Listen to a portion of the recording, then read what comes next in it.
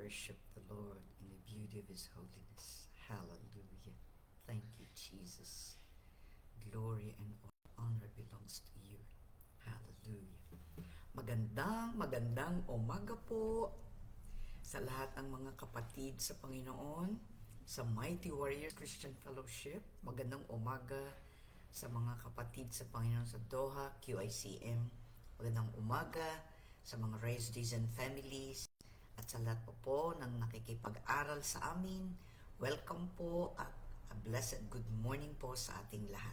Mapurihan at maparangalan ng Panginoon sa ating kalagitnaan ngayon. Tayo po'y manalangin. Nagpapasalamat, nagpupuri sa dakila ninyong kapamaraanan sa aming buhay, Panginoon. Maraming salamat sapagkat marami ka pang ipararanas sa amin. Sa dinami-dami ng mga pangako mo, paulit-ulit mong sinasabi ito sa amin. Kaya nga po, tutulungan mo kaming sumunod sa inyo upang maging kasiyasiya, magbigay ng kasiyahan, karangalan sa inyong dakilang pangalan. Amin pong inaalay ang pag-aaral na ito. Mapurihan ka at maparalan ka sa aming kalagitnaan. At ang banal na Espiritu ang siya nangungunas po sa amin. Ang mga salita ninyo, Panginoon, ay makapagbabago ng aming buhay. At makikita namin ang mga bagay na di namin nakikita. Because we live by faith and not by sight. In Jesus' precious name, we give you praise and glory, Father. Amen and amen. Yan, good morning. Magandang umaga po. Ayan.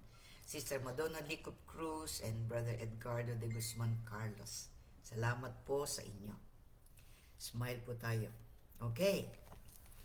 Dahil nga po sa napakaganda ng ating mga topics ngayon at makikita natin na kung titingnan ninyo, they are very basic. Pero, pinaalalahanan tayo ng Panginoon as fresh as it was written, ika nga. Kung gaano ito kabago nung ito'y sinulat, ay ganun din ang bago ng mga bagay na ginagawa ng Panginoon sa atin. Kaya nasa expectation po natin yun. Anong ating inaasahan? Anong ating minimithi? Lalo na kung ang ating pagnanais ay sumunod sa kalooban ng Panginoon at tiyak na ang mga pangako niya ay tutuparin niya sa ating kalagitnaan. Kahapon nga po, pinag-aralan natin na tinupad ng ating Diyos ang lahat ng kanyang mga pangako sa kanyang bayang Israel ayon sa pananalangin at pagpapahayag ni Haring Solomon. At doon po sa awit, hindi siya sisira sa kanyang tipan at ang mga pangako niya ay hindi niya babawiin. Tandaan po natin yan. Ang mga pangako niya hindi niya babawiin. Tapos po, ang sinabi niya doon sa Isaiah 55:11, ang mga salita ng Diyos ay magaganap kahit na gaano kadilim o gaano kagulo ang sitwasyon ngayon sa mundo, kahit sa ating bansang Pilipinas at sa mga bagay na pinag-uusapan. Mayroon ginagawa ang Diyos na hindi natin nakikita. Kaya ang sasampalatayanan natin ay ang mga pangako ng Diyos nating inaangkin, lalo na para sa ating bayan. Kung yan ay gagawin ng Panginoon para sa isang bansa at isang bayan, ganun din ang ating mga personal na buhay na gagantimpalaan tayo ng Panginoon sa mga bagay na binigay niya sa atin. Mga pangako ay ating angkinin para maging katunayan sa ating buhay. Sabi pa doon sa 2 Pedro, Kabanatang 1, talatang 4 kahapon, pinag-aralan natin ito. Nangako siya sa mga bagay na mahalaga. So, walang mga bagay na masasayang sa Panginoon sapagkat mahalagang lahat iyan sa ikatatagumpay ng ating buhay. Hindi niya ninanais na tayo maging lugmok. Hinango na niya tayo sa pagkalugmok, sa pagkalayo sa Kanya. Dati nandun tayo sa kadiliman, ngayon tayo nasa kaliwanagan. So, mananatili tayo sa kaliwanagan at mararanasan natin ang biyaya at pagpapala ng Diyos. So ngayon, dahil tinutupad ng Diyos ang kanyang mga pangako. Ayan. Thank you very much yan. Sister Tess Yusi, Sister Jean V. Almario, Sister Novi Zaratan, Sister Evelyn Paulea. Ayan. sapagkat tinutupad niya ang kanyang mga pangako. Ano ang mga bagay na angkinin natin? Katulad halimbawa, Juan 15 kabanata, talatang 7. John chapter 15 verse 7. Ang sabi po ng Panginoon, tatandaan po natin itong sinabi niya ito. Sabi niya, kung nananatili kayo sa akin, at nananatili sa inyo ang mga salita ko, hingin ninyo ang inyong maibigan at ipagkakaloob sa inyo. Napakadami niya. Pero tingnan niyo po ito, this is conditional. This is a conditional promise. If we will remain in the Lord. Yun po, tandaan po natin to. Ang mga pangako ay natutupad sa mga kondisyon na inilagay ng Diyos. Sa Ingles, sabi po niya, John chapter 15 verse 7, if you remain in me, if you remain in me and my words remain in you, ask whatever you want and it will be done for you. Yun ang sabi niya. Kung mananatili, kaya importante po ito. Hindi tayo basta umaangkin ng mga pangako kung hindi natin tinutupad ang bahagi natin. Ang pangako ng Diyos ay tutuparin niya kung tayo ay magkasama at magkaangkla, ika nga. Magkasama tayo. Nakadikit tayo sa Panginoon. Nananatili tayo sa Kanya. So, ang mga pangako niya are always yes and amen. Kung mananatili tayo, kaya nga, conditional. If you remain in me. And my words, hindi lang manatili tayo sa ang mga salita niya ay mananatili sa atin. Let them grow in us. Subukan natin lahat ang mga sinasabi niya. Kaya nga, lahat ng mga pinapangako ng Panginoon, tignan natin yan. Sasabihin natin, aangkinin natin, pero ang bahagi natin ay sumunod. Importante po yun. Kasi nga, napakalaki po nitong pangakong ito. It encompasses all our life, our desires, our wants. Anong gusto nating mangyari? God listens. Nakikinig ang Panginoon. Kaya walang bagay na hindi niya ibibigay. Pero ang sabi niya, I will repeat it again in English, if you remain in me and my words remain in you, yun ang kondisyon. Kung tayo mananatili sa Kanya at ang mga salita niya mananatili sa atin, yun ang sabi dyan sa Tagalog, kung nananatili kayo sa akin at nananatili sa inyo ang mga salita ko, sabi niya. So it means it is a continuous relationship with the Lord. Hindi pa putol-putol, hindi mapataas, mapababa, mapataas, mapababa. Constant, tuloy-tuloy lang, tuloy-tuloy. Ang sabi ng Panginoon, He is going to reward us. Pagpapalain tayo ng Panginoon. Ang sabi niya, hingin ninyo ang inyong maibigan at ipagkakalob sa inyo. Yung sinabi niya ito, siyempre po, kung alam natin ang salita niya, hindi tayo hihingi ng makapapahamak sa atin o ng hindi sang-ayon sa kalooban ng Diyos. Tandaan po natin yon. Kaya sinabi niya, if you remain in me, kung nananatili tayo, at ang mga salita niya ay nananatili sa atin. If we obey, ay alam niyo po, we are responsible as we hear the word. Faith cometh by hearing, di ba? Ang pananampalatay dumarating sa pakikinig. So yung ating napakinggan will be like seeds, parang mga buto na maitatanim sa atin. Kaya nga, yan ay araw-arawan natin. Kahit ang mga buto, para lumaki, dinidilagay niya ng tubig, pinaaarawan yan, inaalagaan yan. Ganon din, aalagaan natin ang salita ng Diyos sa ating buhay. Hindi natin pababayaan na ito ay magmumukmuk lang sa isang sulok. Alam mo naman, pero hindi mo naman ginagawa. Kaya nga, importante ito sa atin. Ayan, Sister Norma Lehman, ayan, nandyan ka rin. Purihin ang Panginoon. Kaya nga yun ang sabi niya, kung nananatili kayo sa akin at nananatili sa inyo ang mga salitaan ko, hingin ninyo, ask. Di ba? Ano yun? Ask and it shall be given unto you. Seek and you will find. Knock and the door will be open. Ang sikreto pa rin nun ay ask. Because A is for ask, di ba? S is for seek, and K is for knock. ask pa rin, ang paghingi pa rin ang sikreto nun. Ask and it shall be given unto you, seek and you will find, knock and the door will be open. Alam na alam natin yan. It is based on Matthew. Doon sinabi niya, humingi ka at ikay bibigyan. Eh kung hindi ka naman humihingi, nag-e-expect ka na ikay bibigyan. Hindi. Sabi nga niya, humingi eh.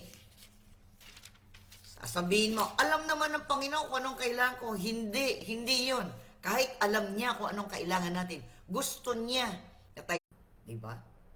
Pero sabi niya, ano ba ang hinihingi mo? Sabi niya, Lord, that I may see. Gusto niyang lumabas sa bibig ng tao ang nilalaman ng kanyang puso. Because words are powerful. Ang mga salita natin ay may kapangyarihan. So ang lalabas sa ating bibig ay yung dinidesire, nilalaman ng ating puso. Lord, that I may see, sabi niya. Diba? Kaya nga, ganun din. The secret is ask. Ask and it shall be given unto you. Seek and you will find. Knock and the door will be open. Humingi ka na, naganap ka na, kumatok ka. Hindi ka titigil. Hindi ka titigil. You will not accept no for an answer. Kasi ang ating Diyos, alam din niya, we start with a small seed of faith, di ba? As small as a mustard seed, sabi ng Panginoon, kahit sabihin mo sa bundok, lumayas ka dyan, mapalalayas mo. Gatiting lang yung pananampalataya. How much more if you have great faith? Ibig sabihin, marami ka nang naranasan sa Panginoon at marami na siyang ibinigay sa iyo. Ngayon ka pa titigil. I'm also speaking to myself. Diba? Lahat tayo need to comply with the word. Walang exemption. Kahit na ako na nagtuturo sa inyo, I have to apply this in my own life. Diba? Smile, Jesus loves you. Kasi po, importante ang ating pag-angkin ng salita ng Diyos sa ating buhay. At importante rin malaman na mayroon tayong bagay na ginagawa para maging katotohanan ang mga pangako ng Diyos. If you remain in me, that is a conditional promise. Hindi lahat ng pangako ay ganun. Meron yung unconditional promises. Meron yung unconditional. Pero itong mga binabasa natin ito, it is conditional. It is with condition. If you remain in me and my words remain in you, then, yun, sasabihin niya. Kung nananatili kayo sa akin at nananatili sa inyong masalita ko, hingin ninyo ang inyong maibigan at ipagkakaloob ko. Alam niyo po, nung unang nag-rayma sa akin ang salitang ito, napawawa ko, sabi ko, wow! Tama-tama, that was a long time ago, birthday ko pa noon. Sabi sa akin ng Panginoon, yun ang sinabi niya sa akin, sige, humingi ka sa akin. Sabi ko, Lord, napakadami noon. Anything. What is the most, anong pinakakahilingan mo sa Panginoon na walang pagsala pag tinanong kayo nang sasabihin mo? It's up to you. Nasa sa ating minimithi yun. Kung anong pinakamimithi mo, pag tinanong ka ng Panginoon, anong gusto mo ibibigay ko, sabihin mo na. Amen, amen. Napakahalaga nun. Okay. Kaya, ang humingi ka at bibigyan, kung nananatili tayo sa Panginoon. Okay, let's see. Panaghoy, chapter 3. Lamentation, chapter 3, verses 22 and 23. Sige, dumako tayo doon. Lamentation. Ito po ay ang pagkatapos ng Book of Jeremiah. Ito po yung mga panaghoy na tinatawag sa pagkatagalog. Kaya tayo rin ay sinasabi dito. Panaghoy chapter 3 verses 22 and 23. Sabi po dito, Lamentations chapter 3 verses 22 and 23. Sabi po sa atin, ang hindi nagmamaliw na pag-ibig ni Yahweh at ang kanyang walang kupas na kahabagan, hindi nagbabago tulad ng bukang liwayway. Dakila ang kanyang katapatan. Hallelujah. Alam niyo po, I always wake up early And I really look. Kasi po dito sa side namin na ito, in this side is the east. Nandito po kami sa bagong bahay. So araw-araw, maaga po akong gigising. Titignan ko, napakarami ko na pong kinuhang pictures about the sunrise. Napakaganda. And I am amazed sa mga colors, sa mga ano. Yun pong natural, mas maganda kaysa dun sa mga nakukuhang pictures talaga. Dito parang napakalapit lang nung araw, napakalapit. Pero kapag kukunan ko ng litrato, ay para bagang napakalayo niya. Siguro po, nangangailangan ako talaga ng magandang camera para makuha ko yun. Pero kahit na, every day, kanina nga po, every minute or after a few minutes, magpipicture na naman ako. It is different. It is different. Kakaiba every day. And I compare. Magmula nung nandito kami, lagi ako nagpipicture. Talaga po, anong sabi niyang Panginoon? Ang hindi nagmamaliw na pag-ibig ni Yahweh at ang kanyang walang kupas na kahabagan. Tingnan niyo po, ang ganda ng pagkatagalog. Walang kupas na kahabagan. Verse 23, hindi nagbabago tulad ng bukang liwayway. Well, just right next to me, hindi nagbabago tulad ng bukang liwayway. Dakila ang kanyang katapatan. Alam niyo po, kahit na nagtuturo ako, minsan napapataas ang boses ko, no? Pasensya na po. When I preach, when I teach, I am engrossed, ika nga, sa salita ng Diyos. Anong pangako niya? Dakila ang kanyang katapatan. Dakila. His mercies. Kaya alam niyo po, tayo ang mapapaiyak. Bakit? Sapagkat madalas din na hindi tayo nagiging ganong katapat sa Panginoon. Nagkukulang tayo. Nawawalan tayo ng pananampalataya. Nagrireklamo tayo. Ang dami-dami. Pero alam niyo, sa kabila ng lahat ng iyon, ang Panginoon nananatiling tapat. Minsan nga po, pag nakikita ko sa social media, pati mga mananampalataya, ang dami ng kinokomento sa gobyerno, sa lahat. Please, all we need to do is to pray and intercede in behalf of our nation. Don't talk. Kasi every word, even text na sinasabi natin, that is a reflection of what we have in our hearts. Kaya kung puro reklamong lumalabas sa ating bibig, yun ang nilalaman ng ating puso. Pero ang ating Diyos ay tapat. Kahit nagkakamali tayo, hindi magmamaliw ang kanyang katapatan. Kaya nga, don't take sides sa politics. Magulo yan. Alam naman natin, magulo yan. May gawin kang 10, may gawin kang 9 na mabuti, nagkamali ka ng isa, sira na lahat ang mga ginawa mo. Ang mga tao nagkaklamor ng ganito, ganyan. Because now, people are full of hatred. Mas marami ang mga galit at sama ng loob ng tao sa kapwa-tao. Palitan natin lahat yan. Turn it around for good. God has cleansed us, purified us, washed us, at lahat ng bagay na ginawa ng Panginoon sa atin. Nalulungkot tayo sa mga events, pero hindi tayo nananatiling malungkot sapagkat alam natin na ang Diyos ay Diyos na tapat. Sa Kanya tayo magsumbong, sa Kanya tayo humingi, sa Kanya tayo lumapit. Huwag tayong mag-comment. It's not good. Sinasabi ko na. Mga mananampalataya, they take sides. Ganito, mas maraming ginawa nito, mas marami. Walang ganoon. Tao lang din ang mga taong yan. But our God is faithful and He remains as He is forever and ever and ever. His word is eternal. His word is powerful. Amen po ba? Napapatayo na ako sa aking upo.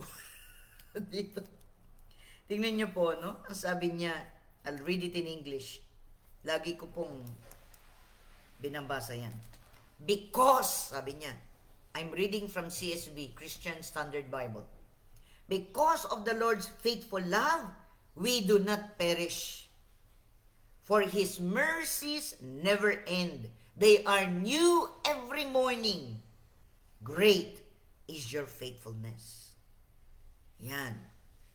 Tapos, ano sasabihin natin? I say, dun sa verse 24. Ibinasa natin, Lamentations chapter 3 verses 22 to 23. Pero in 24, ano sasabihin natin? I say, the Lord is my portion, therefore I will put my hope in Him. Amen po ba? Yan ang sinasabi ng salita ng Diyos. Si Yahweh ay akin, sa Kanya ako magtitiwala. Minsan, pag may pinapanalangin ka, para bagang worse pa ang lumilitaw. Don't worry. That's not your job. That is God's job. Trabaho ng Diyos yun. Hindi natin kayang baguhin ang sino man. Hindi natin kayang baguhin ang anumang bagay. Pero sarili natin, pwedeng-pwede. Sapagkat nananatili ang Panginoon sa atin, ang banal na Espiritu ang nagtitira sa atin. Listen to the Holy Spirit so that we will grow in the Lord and in the knowledge of the Lord Jesus Christ. And ang kinin natin ng mga pangako niya. Pag kayang manghihina ng loob kahit na kabaligtaran lahat ang nakikita natin. We walk by faith and not by sight. We believe, therefore we speak with our mouth our faith. Ang sinasampalatayanan natin ay ang Diyos na buhay na hindi nagmamaliw ang kanyang salita. So ang mamumutawi sa ating mga labi ay palagi na positibo sapagkat may ginagawa ang Diyos sa likod ng lahat ng ito. Kahit na sa ating personal na buhay, kung dumadaan man tayo, kaya nga, dumadaan lang. We never remain in the same problem. We go through to it sapagkat God is preparing us for more things. Inihanda tayo ng Diyos ng mas maraming himala, mas maraming kabutihan, mas maraming ipakikita ang Diyos sa atin na hindi pa natin nararanasan kailan pa man. Huwag nating sabihin tumatanda na tayo. Ang Diyos ay hindi tumatanda. Ang mga salita niya ay hindi tumatanda. They are new every morning. Great is thy faithfulness. Iyan sabi niya. Ano ang ating mapanghahawakan dito? Ano ang pangako niya? Dakila ang kanyang katapatan. Kaya, mararanasan natin ang di nagmamaliw na pag-ibig at walang kupas na kahabagan ng Diyos. Diba? Yun ang sinabi dito. Panaghoy, chapter 3, verse 22. Ang hindi nagmamaliw na pag-ibig ni Yahweh at ang kanyang walang kupas na kahabagan. Hindi nagbabago tulad ng bukang liwayway, dakila ang kanyang katapatan. Kapag anumang sitwasyon, samahan nyo ng salita ng Diyos. Nabalitaan nyo ganon. Nakakasakit ng ulo, ikaw ang nakakasakit ng damdamin, kahit na hindi ikaw ang involved. Gigil na gigil ka sa kasamaan. Alam naman natin yun. Magigigil ka talaga. Pero gaano katotoo lahat yun? Diba? What is behind it? Ano ang nasa likod ng lahat ng yan? Ang diablo ang nasa likod ng lahat ng yan. Lahat ng katiwalian, corruption, kung ano-ano, anger, bitterness, galing lahat yan sa kalaban. While God says, love God above all and love thy neighbors as thyself. We need to care and not criticize. Amen ba? So sa lahat ng mga nakikinig sa akin, sinasabi ko na, that's in my heart. Yun ang nasa puso ko. I don't judge. I am not the judge. God is the judge. He will bring to light what is hidden in the dark. And He will bring up. Minsan, na-expose lahat yan para magkaroon ng paghilom, para magkaroon ng pagsisisi, para magkaroon ng pagbabalik loob sa Diyos. Walang bagay na pinapahintulutan ng Diyos na hindi magiging mabuti at the end. If we pray and hold on to the promises of God, it will all work together for good to them that loves the Lord. Alam natin yan. Yun. Romans 8:28. Yun ang susunod nating talata. Romans 8:28. Romans 8:28. Ano po ang sinasabi diyan? Romans 8:28. Alam natin. Yun. Alam natin. Sinasabi ng salita natin. Alam natin Sa lahat ng bagay, ang Diyos ay ginagawang kasama ang mga nagmamahal sa Kanya, ang mga tinawag ayon sa Kanyang panukala, sa kanilang ikabubuti. Sa kanilang ikabubuti. Kahit na alam niyo po, napaka-terrible na nang nangyari, God can still turn it around for good. Magagawang mabuti pa rin ni Lord yan. Kasi nothing is impossible with Him. He can turn it around for good. Magiging mabuti pa rin ang magiging kahihinatnan noon. Kasi kilala natin ang Diyos. Di ba? Bakit kilala natin ang Diyos? We know Him. He's a God of possibilities. There is nothing impossible with Him. So ano sinasabi sa English? I will read it, Romans chapter 8, verse 28.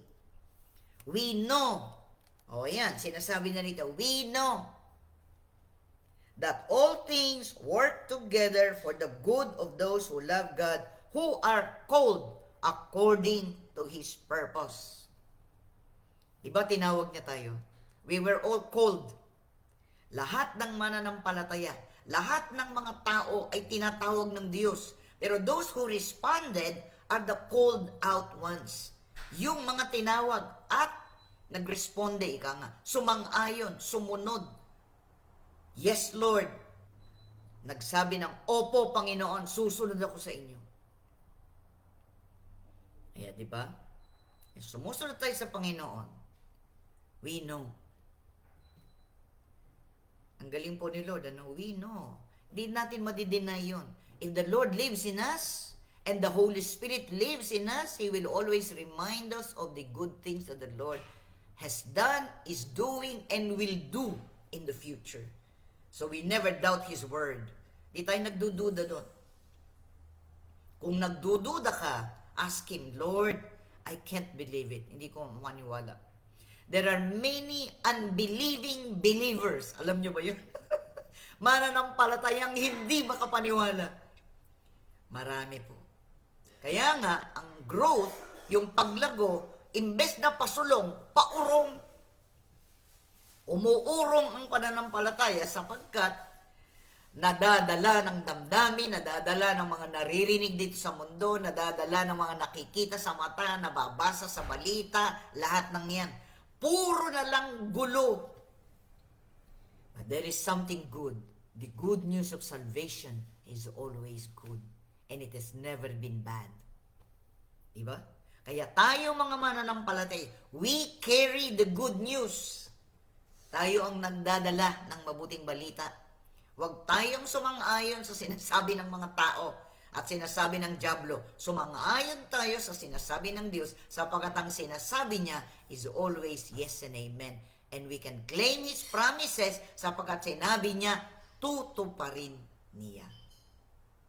Maliwanag na maliwanag po ba yun? Wala nang higit pang maliwanag sa salita ng Diyos. Ang atin pong Diyos, kapag tinuturuan niya tayo, ipinaliliwanag niya. May mga pagkakataon na sasabihin ng Panginoon, sumunod ka lang, tsaka ako napaliliwanag. Naranasan ko na po yun. Sabi ni Lord sa akin, sige, sumunod ka lang, at tsaka ako napaliliwanag. Sumunod po ako. Then later on, pinaliwanag niya. Anong nangyari? Bakit? Minsan, pag may mga matitinding mga pagsubok tayo, nagtatanong tayo, Lord, nagkulang ba ako? Kung minsan, tatanong natin yan, Lord, nagkulang ba ako? Pero alam niyo po, hindi dahil tayo'y nagkulang, gusto niyang maranasan natin na siya ay Diyos na mabuti at gagawa siya ng himala sa mga hindi natin inaasahan. I have experienced the Lord over and over and over and over and over and over and over again and again and again and again. Kaya nga po, sa tuwing ako'y nananalangin at lumalapit sa Panginoon, umiiyak ako. Hindi ako umiiyak dahil nagdadalamhati ako. Merong pagkakataon ako'y umiiyak dahil nalulungkot talaga ako. Pero, ang lagi, ang kaaliwan ng Diyos ang binibigay niya sa akin.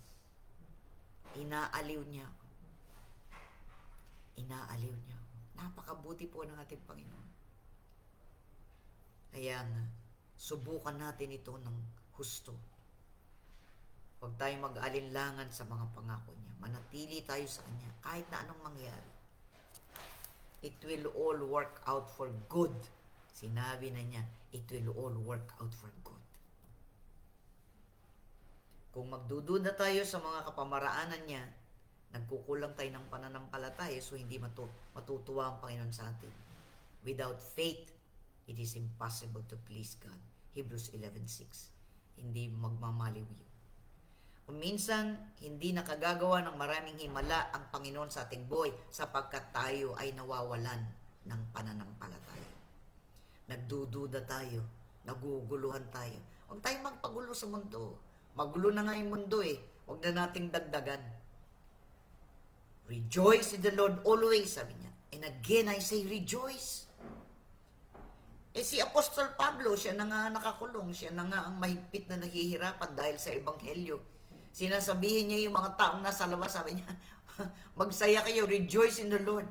And again, ay sabi pa niya, and again I say rejoice. Galak na galak pa rin si Pablo. Alam niya po, may purpose ang Panginoon, kaya siya ay nakulong. He has time to write.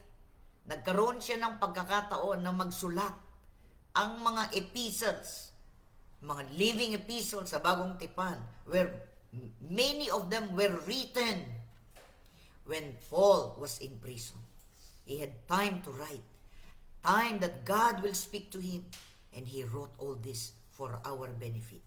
Kaya kapag meron tayong mga pagsubok, meron tayong mga bagay na panahon yun, nakikipag-usap, nakikipagniig ang Diyos sa atin. Panahon yun para lalo tayong mapalapit sa Kanya. Panahon yun para makita natin ang Kanyang mga himala.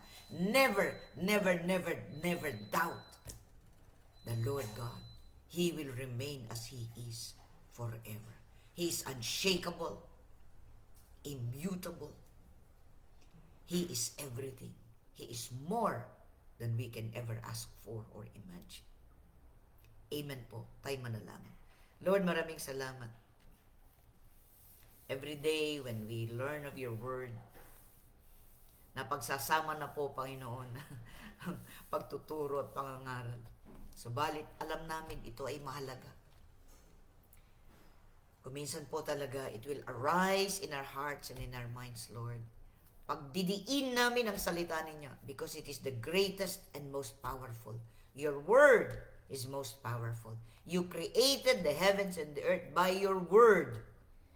And then the word became flesh, that is Jesus Christ, and dwelt among us. And for those who accepted the Lord, they will experience His mighty, mighty power in their lives. It will never be the same again. You are our greatest treasure, O Lord. Pinakadakilang kayamanan namin ay Ikaw, aming Diyos. Magmula nang tumanggap kami sa iyo bilang sariling tagapagligtas at manunubos ng aming buhay. You are a God of experience. Ipararanas mo talaga ang biyaya mo. Talaga, Lord, biyaya. Your grace, unmerited favor, and your grace, divine enablement, so that we may see you, Lord, above all the storms. We will be like an eagle. They that wait upon the Lord shall renew their strength. They shall mount up as with wings as eagles. They shall run and not be weary. They shall walk and not faint. Lord, let us be like an eagle who will go above the storm. He can fly above the storm, wherein there is the quietness and peace that only God can give. Kaya salamat po, Panginoon. Salamat sa mga salita mo. We claim your promises, but there are many conditions to them as well. If we remain in you and your words remain in us, we shall ask for anything and it will be given to us in order to glorify the Father. Yun po ang sabi mo. It will bring glory and honor to God when He answers our prayers. So Lord, help us to believe, help us to trust, help us to obey, help us to continue no matter what. We give you all praise and all glory, all honor, all adoration and thanksgiving. As we lift up our arms to you, Lord, as we lift up our hands in surrender to your holy will, it shall be done by my Father in heaven. Yun po ang sabi niyo. Lord, we believe. Lord, we claim your promises. In the mighty name, in the matchless name of our Lord, our Savior, our Redeemer, our Advocate, our Intercessor, and all our everything, in Jesus' name, and by the power of thy Holy Spirit. Amen and amen. Maraming salamat. Ayan, Sister Maricel Gamulo Tolentino. Ayan, yung hindi ko pa nabanggit kanina, ang babanggitin ko. Salamat po, nandyan kayo, Sister Lenlen Manansala Dulo. Ayan. Salamat po, nandyan kayo. Ayan, Sister Norma Limon. Ayan, salamat sa lahat sa inyo. Keep the fire burning in Jesus' name. Let the power of the Holy Spirit transcend all the situations in our life. Believe and receive His healing, His provisions, His miracles, His answers to prayers. In the name of Jesus, in the name of Jesus, it is released today. It is released today by the power of the Holy Spirit. God sends forth His word and heal them in spirit, in soul, in body. Receive, receive, confirm, decree in Jesus' name. Amen and amen. Smile. Jesus loves you. Bye for now. I'll see you tomorrow.